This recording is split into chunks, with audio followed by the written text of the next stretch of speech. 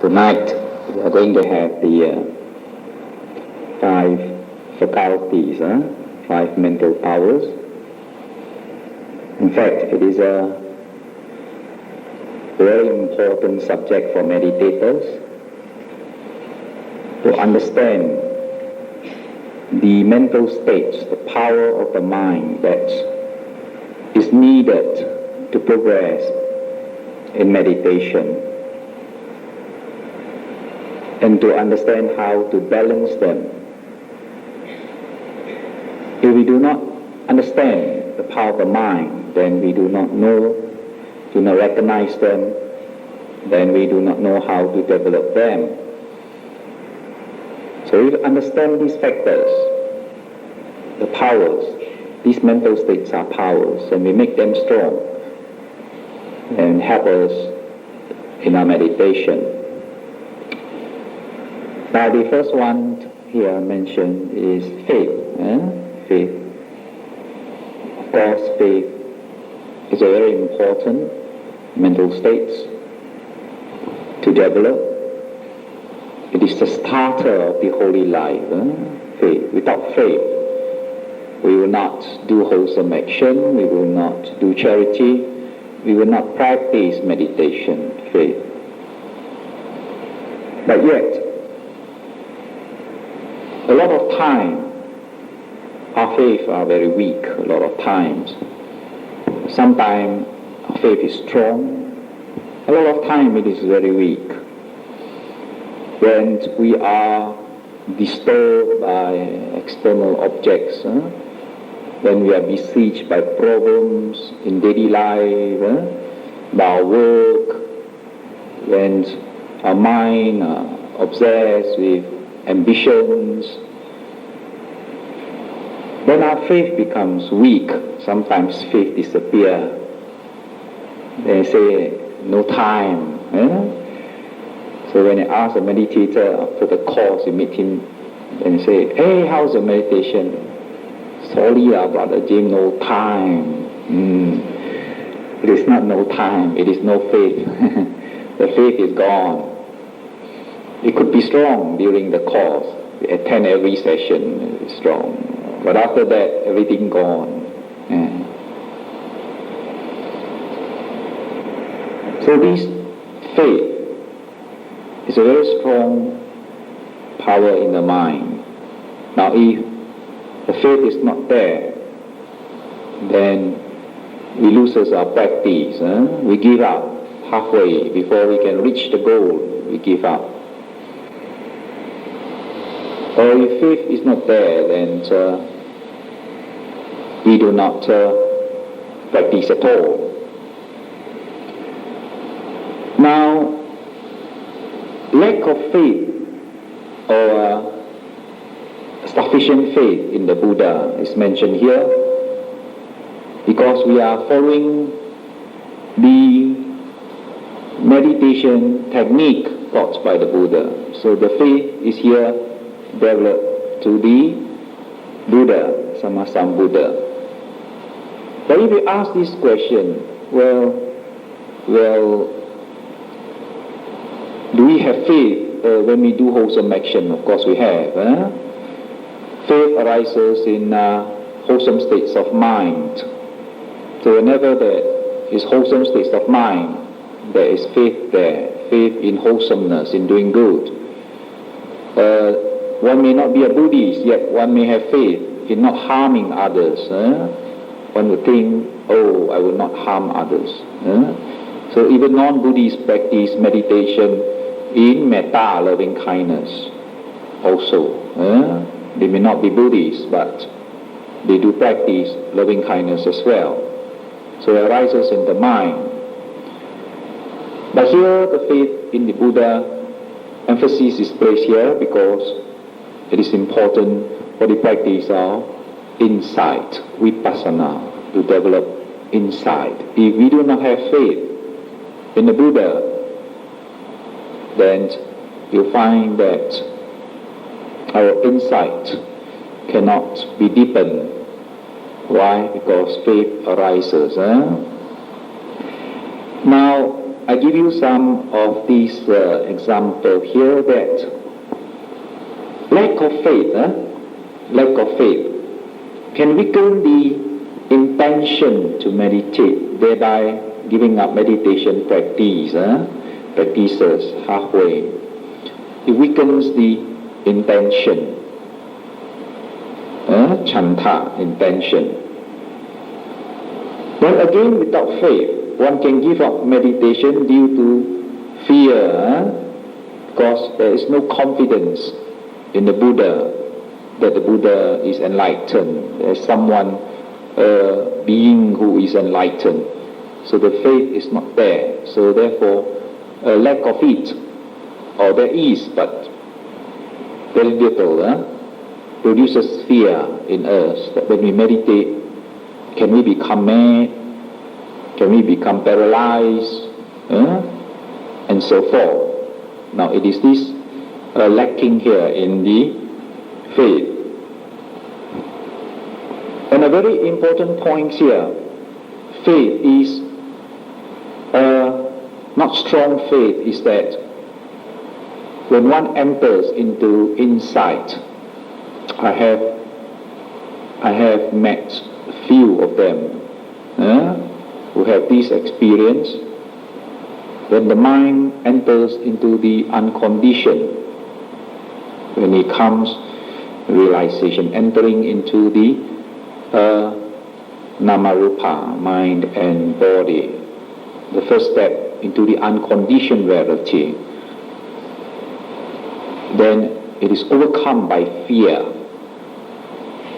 Why it is so? Why it is so? Because our mind finds security in the sense object, external sense object.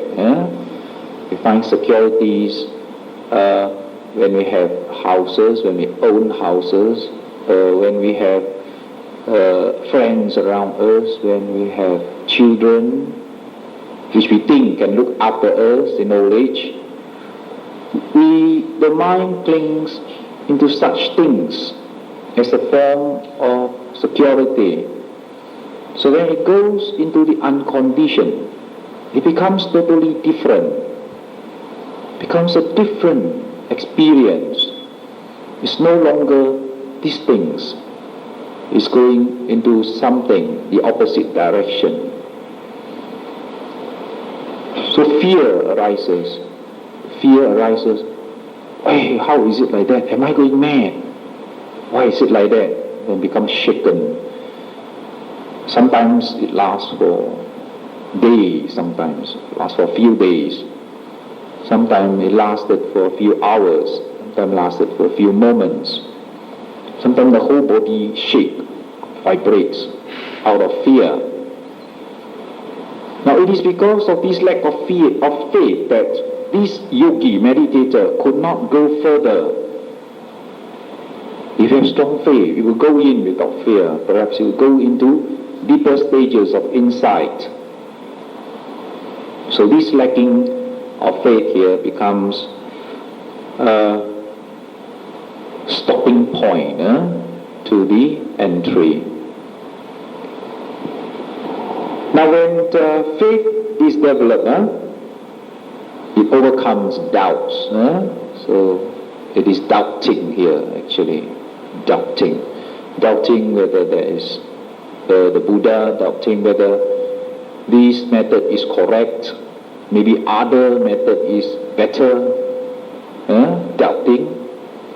So therefore you find sometimes meditators, they go from one methods to another. They keep on hopping after they practice here, then they say, oh, another method must be better. Then they go on to the next, and to the next, and to the next.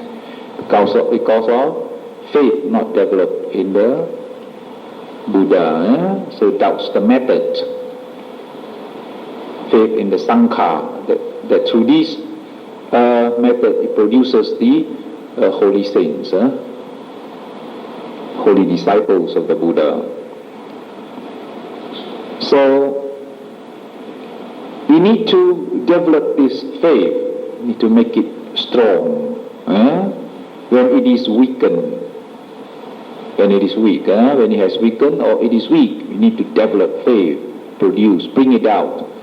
Because if we don't have this faith, or the faith is weak, then you find our practice becomes very sluggish, very slow. Progress becomes very slow. Sometimes you do it, sometimes you don't do it, things like that. But too much of faith cannot. Excessive faith. Excessive faith without wisdom is like what? It's like blind faith. Yes, one can have faith arising, but without wisdom, you can have faith. Faith is perhaps like a car traveling in the night without headlamps, without the lamp, without lights. Wisdom is the light. I have this experience once. I was traveling outstation in my car, and suddenly one of the lamp blew off. Only one lamp left. At least half the wisdom still there. And the driving was very difficult. A lot of fear arises. You drive very slow, keep on braking, because you are only traveling with one light. It's highly dangerous. Now it is like that. Without wisdom, it's like blind faith. So blind faith is, in a sense, can go into wrong practices.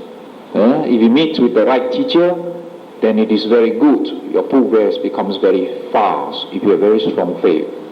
The teacher becomes the balancing wisdom factor. Then the teacher say, you do this, you do that, no question asked. You sit 1 hour, no question asked, 1 hour. You sit 2 hours, sit 2 hours, no question asked.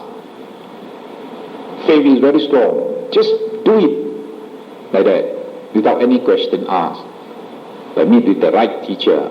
If you're able to meet with the Sammasambuddha, meet with the Arahants, then the progress becomes very fast. But if you meet with the wrong teacher, perhaps like in US, there is what this Jones or something like that, mass suicide. What is that name of that man? John Jones or what? Jimmy Jones. What is that for? That name of that American. And he asked the whole of his followers to commit suicide. So it is a sense of asking the followers their blind faith. Now, when it's weak, we need to develop faith. So, how do we develop faith in the teacher? By recollection of the virtues of the Buddha. That the Buddha is free from defilements. As you contemplate that, we still in ourselves is so crowded with greed, hatred, with a lot of mental defilements, still need a lot of polishing of the mind. But the Buddha is totally free from them, all of these defilements. If you contemplate on that, then respect arises in us, faith, confidence respected in our mind towards the Buddha. Or characteristics such as compassion. Buddha has unlimited compassion and loving kindness. So if you contemplate on such types of characteristics, faith develop in us. Or perhaps the Bodhisattva 10 perfection before becoming Sammasambuddha. How in his past life he has to undergo 10 types of perfections to develop, which is extremely difficult. So that will develop faith. Or contemplate that the Buddha is the highest of all beings, the greatest, the highest. And perhaps listening, studying, knowing more of the Buddha's teaching, discourses, it will give faith to us, give rise to faith. That is why I mentioned last lessons that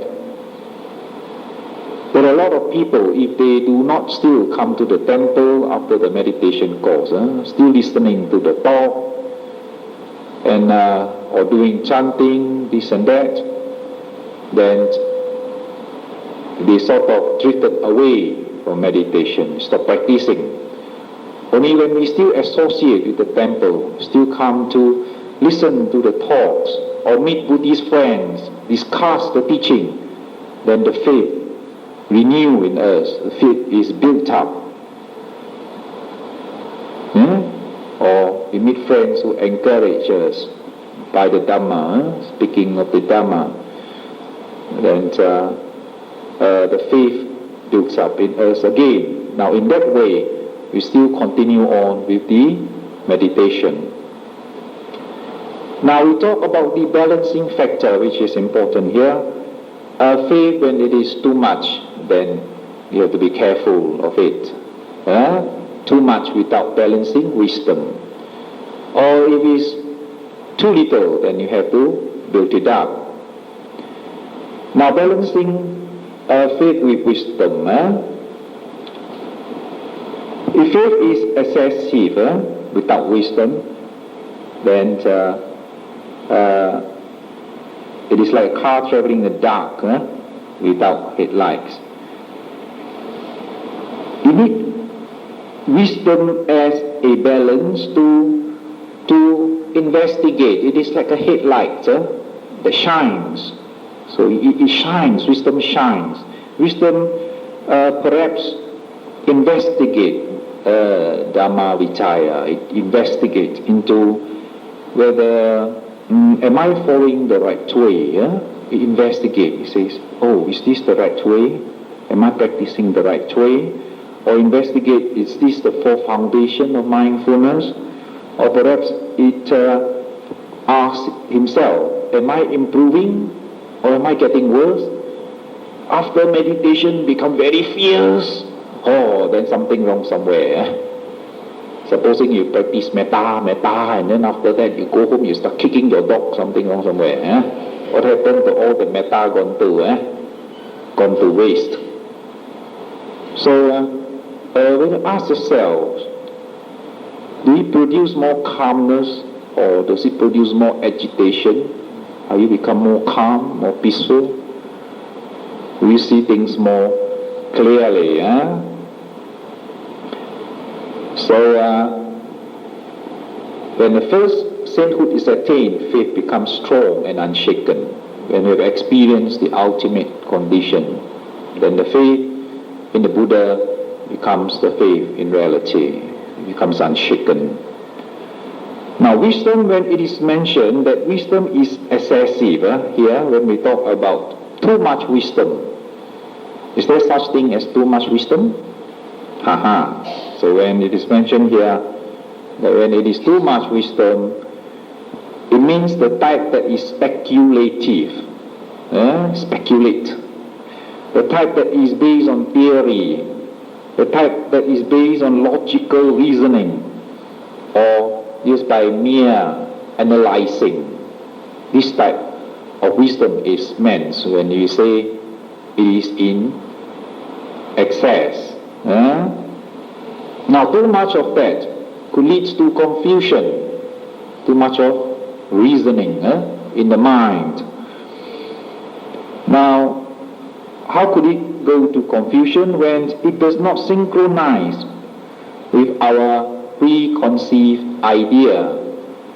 Supposing we think that the Buddha is teaching this, and then somebody say, no, the Buddha is teaching this. You say, what, man, how can the Buddha teach this? Then get very confused. Or you read two books. I have one man who gets very confused. He keep rushing and say, hey, Brother Jim, I want to talk to you. I say, what? So you see, this book say like that, this book say like that, this book say like that. You say, now tell me which one I must believe. You say, that's why people don't become Buddhists, so complicated. You say, why not one author write the same thing, why all different thing? Like that. Then I will explain to him, oh, this is Theravada, this is the Mahayana, and this is the Tantra, I say, oh, like that, oh, why not mention one, then he's okay, he goes back. Then after a few days, he comes again. Brother Jim, see this one, this is Theravada, yet it is different. Like that, confused again. Because of relying on theory. Say, should be like that. How can it be this? He gets very annoyed. Theory. So it becomes a says, I say, you have enough theory. Practice now. Don't think too much. His mind is very active. Then he keep pestering me. Hey, Brother Jim, come teach Abhidhamma, abstract Buddhism. I say, very interesting. I keep pestering him. No. It's enough. You have enough theory. Then he read himself. He get very confused. Then he comes again. Oh, how can like that? How can like this, like that? Like that, And then he comes to challenge me. Things like that. So, excessive thinking is called that. Now Buddhism is like that. When it comes to a certain degree, you can no longer use your intellect, you cannot use reasoning anymore. It needs to have direct experience.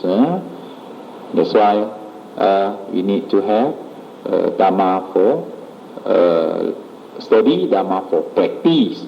Then only you have direct experience with the reality, where you can't explain it anymore. Cannot use the mind to intellectualize. Cannot use concepts.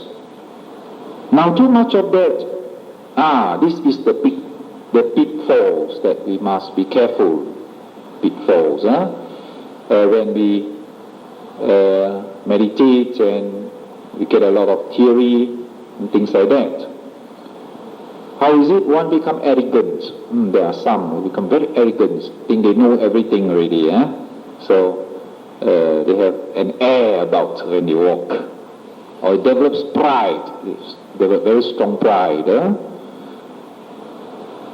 So wisdom born of cultivation cannot be excessive. That is the point here. The power of the mind, wisdom that we need to develop, is the wisdom born of meditation, cultivation. Now that cannot be excessive. That we need more of it. The higher, the more the wisdom, the nearer to enlightenment. Cannot be excess.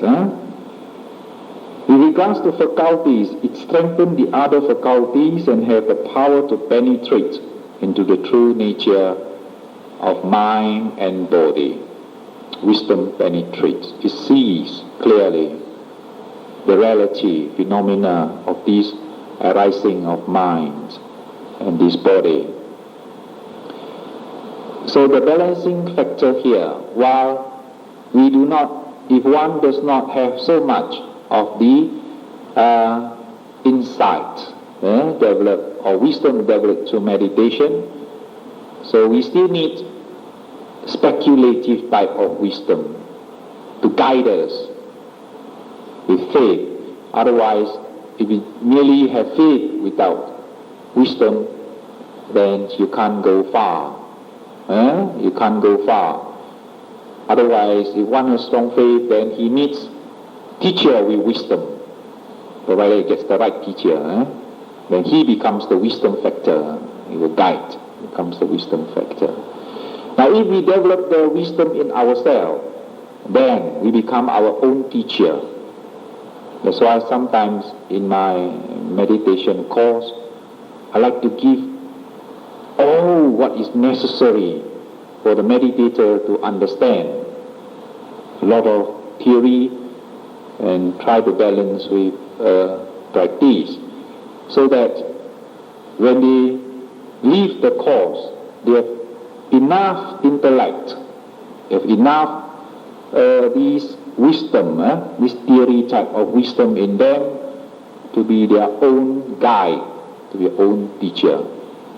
The Buddha say, Ananda, be a lamb unto yourself, be an island unto yourself. Use the Dhamma as the teacher. When the Buddha passed away, Ananda started to cry.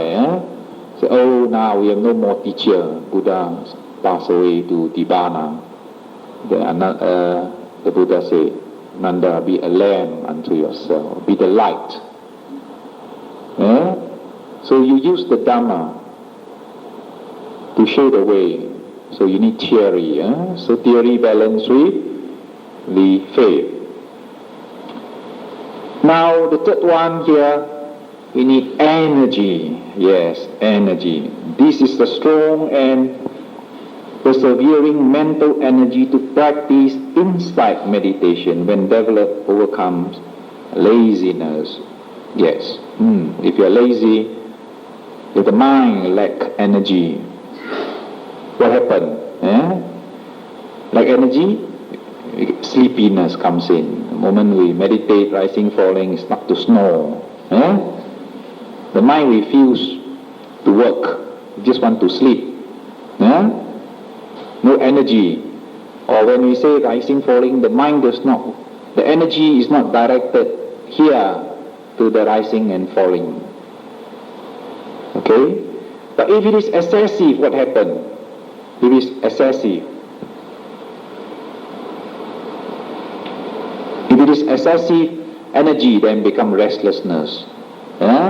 Excessive energy without concentration. So it becomes restless. Now, how to increase mental energy? Now, if we don't have mental energy, so we need to increase them. Now, all of these mental states, they need to be developed. And only when they are balanced, all fully balanced, then it could penetrate into reality. If one or two of them missing or is weak, still the mind is not unified, still cannot penetrate. So, but some of these, they are related, they're more or less related, so closely, so we need to balance them. Now, how to increase energy if we are lack of them? A lot of time we have very strong energy, but in other things.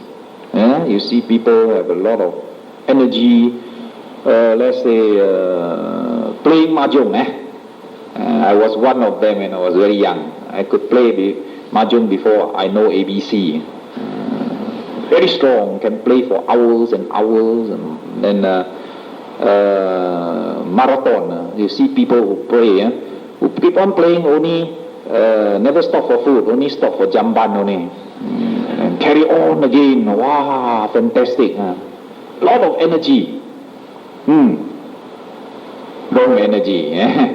Wrong energy. So a lot of that. If it is channeled into meditation, oh, very good. Insight will come out very fast.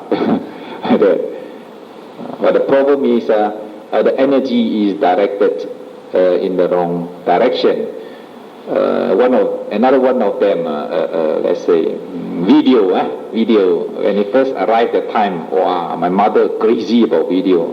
Look and look until the eyes bulge out. All read, still looking at that. Because of the series, wow, number 10, chapter 11, cannot wait for number 12. If he missed the number 12 tape, wow, she grumble and scold, cannot sleep. Because they must have the continuation. A lot of energy directed there. Wow. Wait what time the tape is coming. Wait at the shop for the tape to be returned so she can borrow. Like that. Energy, very strong. But in the wrong direction. So we need to develop it in the right direction. So how to develop it when we are lazy, when we do not practice meditation, when we are lazy to practice, to meditate. So we can't here reflection on birth and suffering. We could reflect that birth is suffering. Now, if we do not attain any stages, first stage, perhaps we may be reborn, but at least it is worth it. But if not, you have to keep on being born again. That is suffering. When you contemplate 10 months in the mother's womb, it's a lot of suffering. And you can't move like that. So what do? You start kicking inside. So a lot of suffering is birth in the womb. And then perhaps contemplation on old age, sicknesses, death as suffering. It is good when you contemplate on death. I used to do it when I'm lazy, lack of energy. Say, if I don't practice, what if I die tonight? Habis lah. Then I better sit up on my bed and start meditating even for 5-10 minutes before I go to sleep. What if I sleep tonight and never wake up again? No guarantee. We always think we have long life, but we never know. Any moment we die. Like that. So when contemplate on that, that death is near, then the energy arises in us. Or perhaps if we contemplate on the past suffering, there's so many lives in the past we have suffered because we are not enlightened. Or in the present suffering, or in the future we will be suffering if we do not meditate. Do not meditate. Or the hardship of earning a living, can contemplate on that. You work so hard every day, wake up at 8, come back from office at 4, join the queue, like that. A lot of suffering just to have food. So a lot of suffering. So such type of contemplation will induce the urgency to practice. Samvika, very important. Samvika in Pali. The urgency to practice. I must practice. I must practice. Sometimes after listening to a very encouraging Dharma talks, then it arises in our mind the urgency of practice, samvika. That is good. That produces a lot of energy. I say, I must practice. I must practice. So, inducing the energy. Now, it's too much of that. Without concentration, then becomes restlessness. Without concentration, then becomes restlessness. Now, balancing with concentration. Excess concentration, lacking in energy again, may lead to lethargy, insensibility or indifference. If you have too much concentration without energy, just the mind just like that. Sometimes when you get frightened when you meditate, sound like that. Some people drop 5 cents on the floor, like that. Mind stay rising, falling. About going to sleep already, but still rising, falling, still there. Still mind there, rising, falling. And I say, very pleasant. The mind not disturbed, not disturbed, because it does not run away. It's not restless, because it's the concentration there. Rising, falling, and then rising very slow. Sit-up like that. Then the energy goes down. So what you do, you induce energy to arise. Take a deep breath, hold it up, then let go. Take 2-3 breaths. Fill your mind with oxygen. Or switch it, touching, sitting, touching. Give it more object to induce energy. When energy is weakened, induce it. Okay? Otherwise, too much concentration cannot. Become lethargic without energy. Okay? So it needs to be balanced. Now what is that concentration? It is that one-pointedness of mind towards an object. Pointedness of mind towards an object. Now how do we develop concentration?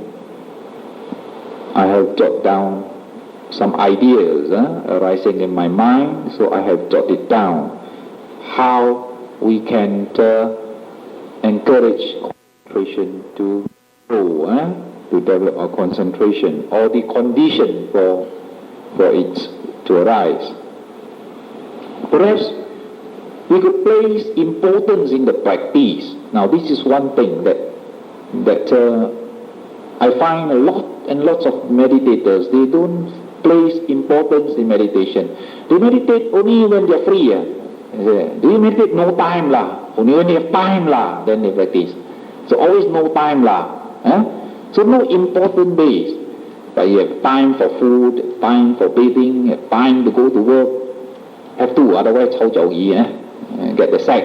So you must have time for that, because it's important. Otherwise you get sacked. Important. It's important to eat, otherwise you get hungry, you get gastric. It's important to bathe, otherwise your body smells. Terrible, if you go dating and your body smells. So these are all important things, important. So when you place importance in such thing, what do? You do it. You do it. Certain time, must do it. You do it. So one of the ways to develop concentration is placing importance. Draft out a timetable. I will wake up early in the morning before I go to work. I will meditate. Or when I come back in the evening, I will meditate. Put a program. Otherwise, no. Otherwise, you say, good TV show on, never mind. Skip next day. Then next day, lazy lah. I want to do my work first lah. So much have not done. Then go, good, next day. Next day. After a few next day, the mind weakens already. No more faith. So gone case, no more concentration. Now, reduce strong attachment that disturbs the mind. Yes, if you have very strong ambition, things like that, or you have a very strong attachment to a certain thing, you can't meditate. Can't meditate. So it disturbs the mind if you have a strong attachment. That example, one guy, he likes to have a lot of orchids. So he did a lot of spraying on the orchids. So the snail won't come, this don't come, all don't come. So he have a nice, beautiful orchid. So he's a Buddhist.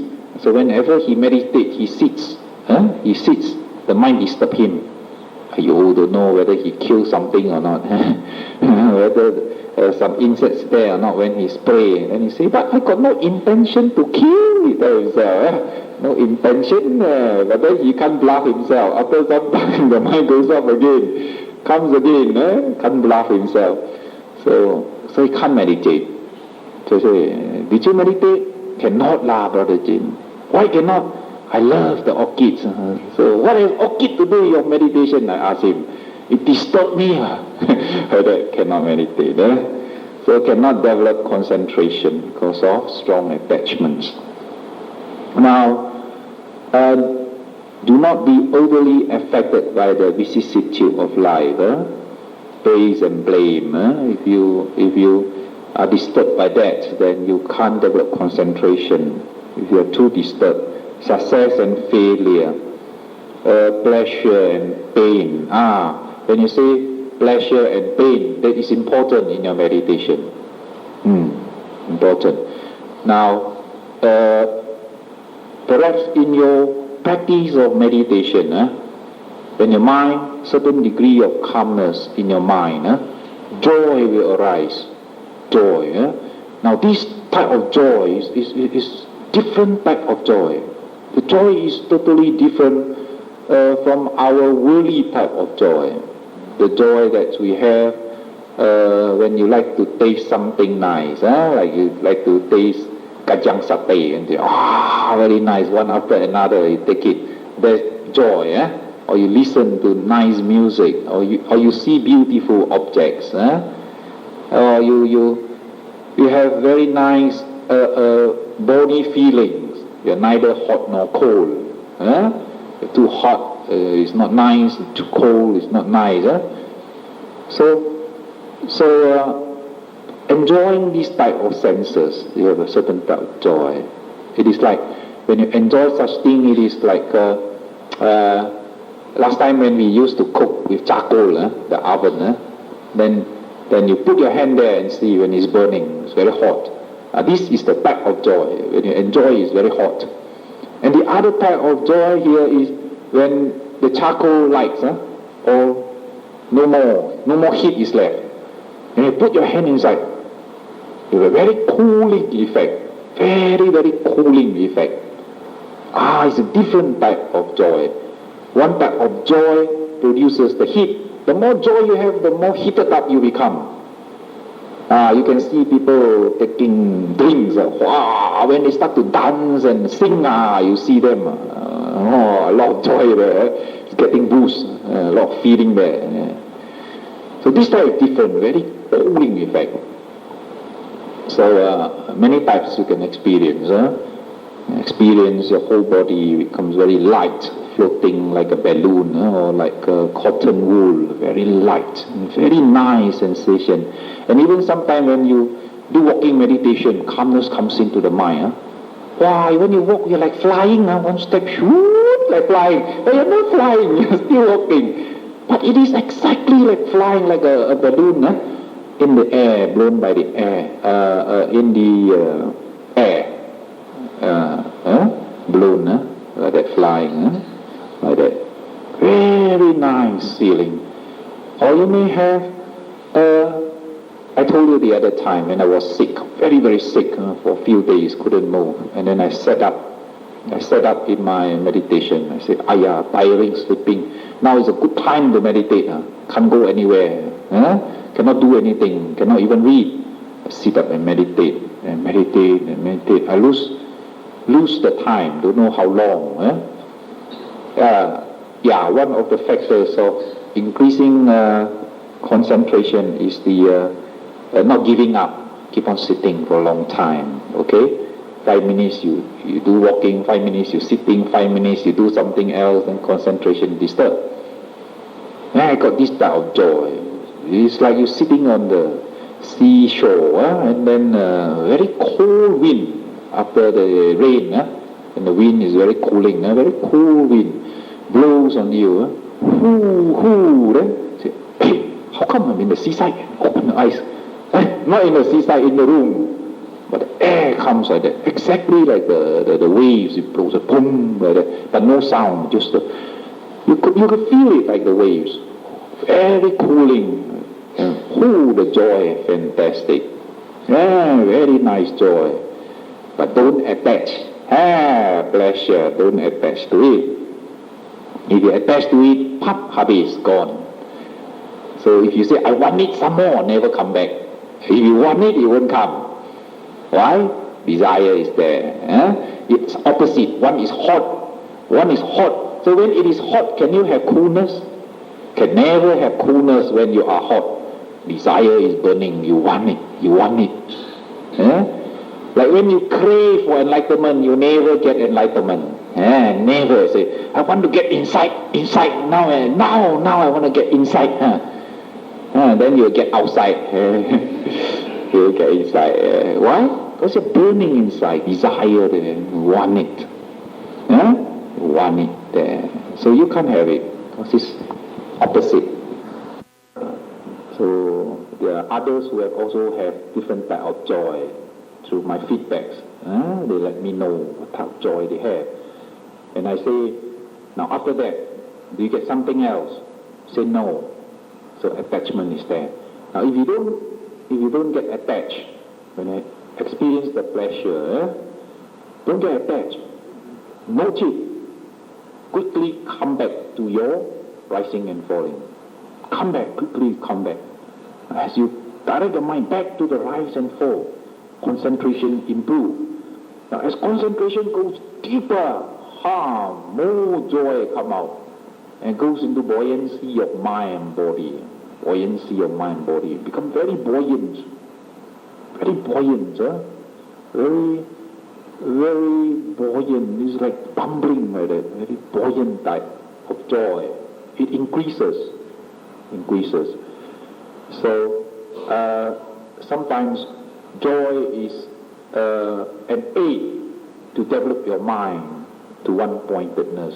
When you have a lot of pain, your mind, very hard to get the mind into one point. When you have a lot of pain, oh, pain, so much pain. Very got calmness, like that. But when you have joy, wow, mind would run. Very nice. It stays there. When joy rises, you don't have painful feeling, don't have disturbances, don't have itchiness, because the joy is strong. When the joy is strong there, it holds the mind to an object, provided there is no attachment. Don't attach. When the buoyancy of mind and body arises, then what you get? You get the mind becomes concentrated, very strong. Right? Now even so is pain. So do not get attached to pain. You get attached to this pain, then your mind will not have concentration. Right? When you feel the pain is me is pain, mind will be highly disturbed. So do not be disturbed by such type of discomfort, physical or mental. Do not watch them. Okay? Just watch them. As if it is not yours, it's just an object. Just watch them. Watch them. Now after they build up, they go away, then the mind, absence of pain will produce joy. Absence of pain will produce joy in the mind. Pain disappear, very nice. Then the mind comes back to the object. Very strong. Okay? So do not attach. In your meditation, do not attach to joy or to pain. The idea is to watch. Watch, aware, mindful. So, in daily life, it is just the same. In daily life, place a big importance in developing concentration. In daily life, it is so disturbed. Start quarreling here, quarreling there, a lot of enemies here and there, things like that. Then you can't really meditate well. When you do the formal type of meditation, when you go back and try to sit and meditate, cannot. Mind is highly disturbed. You cannot develop concentration. So, must not be affected by the vicissitude of life. So joy for this pain and pleasure. You have to have a balance. Do not be overly disturbed by them. And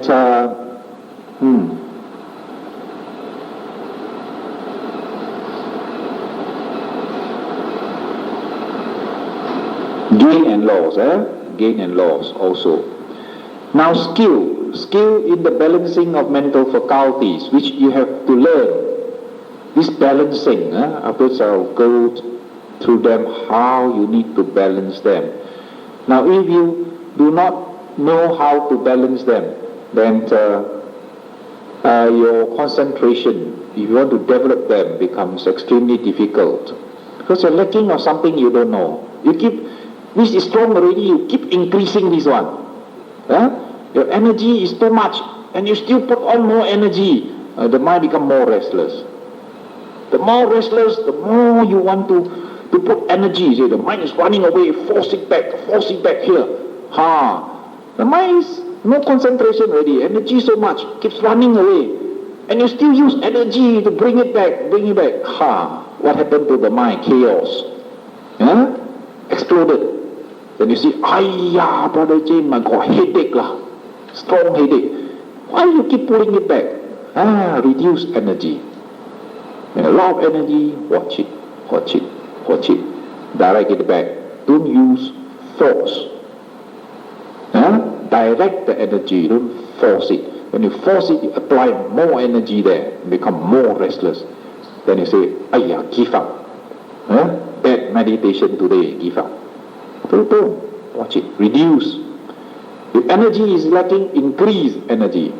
If concentration is lacking, increase concentration. Energy too much, reduce. Concentration too little, increase. Too much concentration, reduce. Balance up the energy. brings up the energy. If it's too little, then at least you have 2 factors now in balance. Then you can concentrate on the next factor, mind factor. Yeah? So, strong determination. Don't give up easily while meditating. Yeah? If running, bring it back. Not dreaming. Yeah? If you keeps on running, and then you keep on dreaming, gone case. Where is the concentration coming from? So cannot. So you have to have determination. Aware, bring it back. It goes away, never mind. Watch it. Huh? Name it if you can. Name. It stopped. Bring it back. Determination. You have to develop that. If you want to have concentration, you need to have determination. You must bring it back. You're determined to meditate. Okay? So, if pain, bear it. Be patient. If joy, no attachment. Now, when highly developed, it goes into mental absorption, as in the tranquility meditation. Concentration, when you practice samatha, tranquility meditation, when it's highly developed concentration, it goes into mental absorption or ecstasies, jhana. And it has the power to suppress the 5 hindrances. Your mind develops the concentration power. Greed cannot arise. Ill feeling cannot arise at that moment. Restlessness is not there. Worry is not there. Doubt is not there. Okay? So these are temporarily suppressed if your concentration is nice. Rising, falling. It stays there. So the hindrances are suppressed. Now, concentration without mindfulness becomes unwholesome concentration. Right, you know this. Mindfulness is important. Without mindfulness, all your mental state is chaos, unwholesome. So we come unwholesome concentration. Now, what is unwholesome concentration? Concentration that are strong in defilements. Sometimes the defilement one is very strong. Ask you to concentrate on something that is unwholesome. The mind stays there. Oh, very nice, for a long time. Now there's one type of meditation where they listen to music, certain tonation again and again, or they listen to music. There's one guy who says meditating. He gets calmness very fast, and he gets very good calmness, and then a certain type of records that he likes, very smoothing, so he likes that sound, and it goes into a calmness. So it is not calmness, it is enjoyment, mind concentrated in the enjoyment, the sound, not disturbed. When you enjoy there, but of course you don't go and stop his record, he'll kill you, So enjoy, then the mind stays there. Why? It's not disturbed, no agitation. Likes the music, very nice, like that. Then he thinks that his mind is tranquil, peaceful. Now, when his mind, the attachment there is subtle, refined, so he cannot detect the burning sensation there. It is light, it is not heavy. If it's heavy type of attachment, then you can feel it, the whole body gets warm out. So it is a refined type, so you cannot detect it. Like people get, they think they are very calm, like an artist. See when they draw pictures, they like, or a sculpture who does a certain shape. He likes a certain shape. You look at it, what is this? So you see the beauty of the shape, but no meaning. No meaning like that. Round here, round there, sharp here, sharp there. So, no meaning. But he spent hours and hours there in concentration. Very nice. Then he admires it. So he thinks he has that certain degree of calmness. Only when there is no desire, attachment. But if there's attachment there, then it is burning. But it is refined, not gross. So that is not the right type of concentration, okay? That is the unwholesome type without mindfulness. Now we come to the last one, mindfulness. In Pali it is sati, meaning of sat, to remember. Has the function of bringing up wholesome states of mind. It brings up. Whenever there is mindfulness, the mind is wholesome. Now the mindfulness develop. See where the mindfulness is. The mindfulness, like when you do charity, when you give $1 to a beggar or something like that. Is there mindfulness, you ask? Yes, there is mindfulness, because in giving there is wholesome states of mind. Okay? So there is mindfulness. But this mindfulness is associated with giving charity. This type of mindfulness do not lead to insight. Does not lead to insight. Does not lead to insight. You may keep on giving until you die non-stop. Does not go to insight, because this is different. Awareness is different.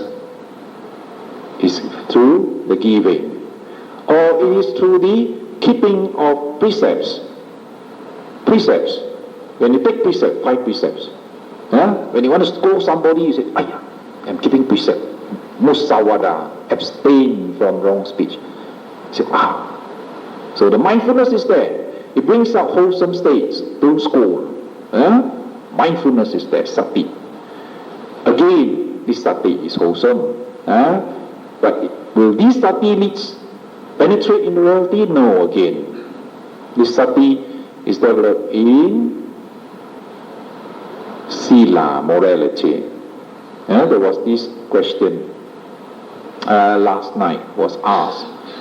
When they take 8 precepts, so these people start doing something else. They're not meditating. They start cutting papers, this and that. So I asked the question again. Now, is it wrong to cut papers? Do you break precepts when you cut papers? He said no. In the 8th precept, cutting papers does not break precepts. So it does not break precepts. But if he reads paper, break precept or not. If it goes for enjoyment, start reading sexy books, things like that, breaking precept, and not allowed to do it, nor listening to music, nor enjoy shows. But if you read newspaper that has knowledge, tells you about science, tells you about knowledge, things like that, geography, things like that, does not produce this desire, perhaps. Now, even if it's produced desire, when you read papers, is it wrong? Do you break precept? No. You don't break precept, but you break dharma. You break the dharma, reality. Mind is unwholesome.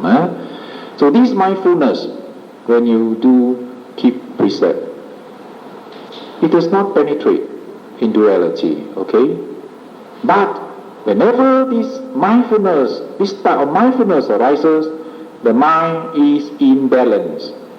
It's not disturbed, it's in balance. Sati arises. That's why in daily life, if you have a lot of this type of mindfulness, it keeps the mind balanced. So when you go into vipassana, insight, meditation, concentration becomes easy to develop. Because the sati is there, it may be different sati, but it checks the mind, keeps the mind in balance. Okay? So what we need here is the sati, the mindfulness in the 4 foundation of reality. For basis of mind, body, feeling, and dharma, reality. Now, absence of mindfulness, the mind becomes unwholesome. Weak in mindfulness, the progress in meditation becomes sluggish. The part. Wait. Now I want to bring out the lack of this concentration. This one point I want to bring up. a lack of concentration. Have I finished the concentration part? Not yet here. Now, lack of concentration. When the mind is lack of concentration, it becomes incoherent. It's like sometimes I see when they bring some mad people to see me. They start people. Sometimes they say, Brother James, could you look at him? Can you do something to help? So sometimes I meet such type of people. They are not mad actually. They don't hit people. They don't go and scold people. They are not madness from hatred. There's one type of madness from hatred. Too much hate. So they become mad. Comes to a certain point. The last straw breaks the camel's back. Breaks the mind. So become mad, and then they scream, they always shout and scold at people. You find a lot of that in Tanjung Rambutan. You walk near, they scold you for no reason, they scold your parents, things like that. Madness to hatred, madness to a desire, attachment also got. But this no violence. So it's merely incoherent. When he speaks, his mind has no concentration. For example, he wants to drink. So he say, I want water, isn't it? He say, I want, before he can finish the one water, another sentences comes in. Another sentences say, maybe, I want to go home. So he say, I want home, like that. It joins together. Sometimes 3-4 sentences join into one sentences. And when he speaks, you cannot understand what he says. You have to be very careful. Then you break it out. Oh, that is what he means. That is what we call lack of concentration. Now, this is the type of mind that is not practicing in concentration. It always lets its mind goes into dreaming, goes into conjuring out, let's say, conjuring out things, or just lazy to let them put the mind to do work. Now this type of mind. So he keeps on doing it for a long time.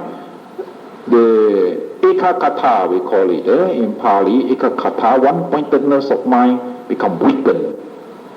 So you look at him, you think he's mad, but he's not mad. He's lack of concentration. Okay. So it is dangerous to be lack of concentration. Now you see the beauty of Buddhism, the Buddha Dhamma, all these things. You study the abstract Buddhism, then all the states of the mind, how they arises, why they arises, this type of mind, why it is like that, because of this. The Buddha could see the mind like that, fantastic, and split them up. So only in Buddhism you have it. No other teaching in the world has it up to now also. Even the psychologists, they sometimes study the abstract Buddhism. So mindfulness, in the controlling faculties, it occupies central position because it keeps checks on the mind. Mindfulness watch. Lack of energy. Is it too much concentration? Is it something else? No wisdom there? Things like that. Keep checks, perhaps. Just mindfulness is there. It notes. Am I with the object rising and falling? Or it has run away? The mindfulness occupies that central position. It keeps on checking. Things like that. So there is no excess in mindfulness. There can never be excess. It cannot be too much of mindfulness. Can only be absence of mindfulness. Can be weak in mindfulness. When you do a very little wholesome action, a lot of unwholesome action, through the mouth, through the body, through your thoughts, a lot of unwholesome, then you have very little of wholesome. So very little of mindfulness. Perhaps sometimes many people do not have that mindfulness developed in vipassana, insight. So this type of mindfulness is very strong. When it develops the wisdom, it carries on to the past life. So we say the they are born with wisdom roots.